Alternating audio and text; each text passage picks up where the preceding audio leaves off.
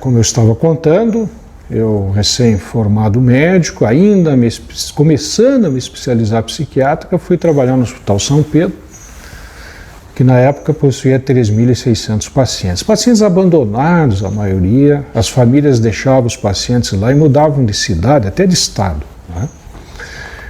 Os recursos eram mínimos.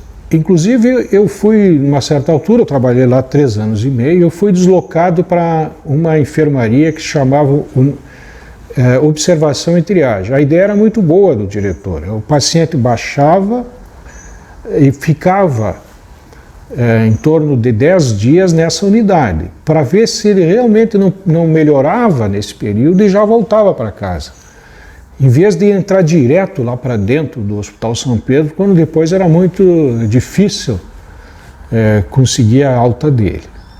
Só que este local que eu trabalhava era um local assim que não tinha, o chão era de terra, né?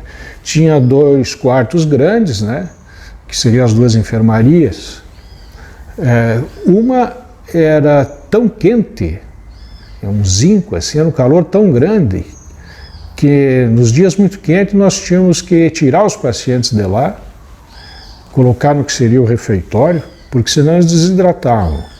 E a outra, quando chovia, alagava, mas alagava de alcançar os nossos joelhos. Então nós tínhamos que tirar aqueles pacientes de lá e colocar no refeitório de chão batido.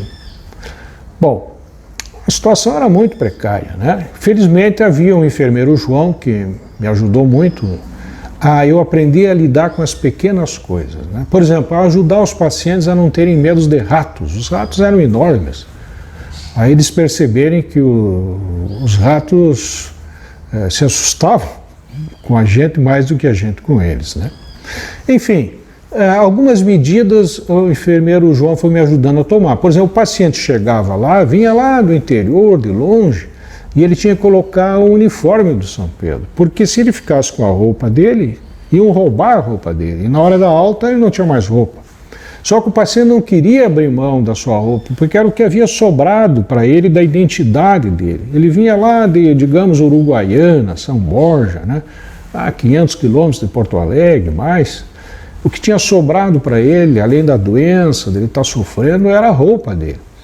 Então nós tivemos a habilidade de conseguir manter o paciente com a sua roupa alguns dias, para depois ir trocando. Uma medida simples, mas que ajudava muito.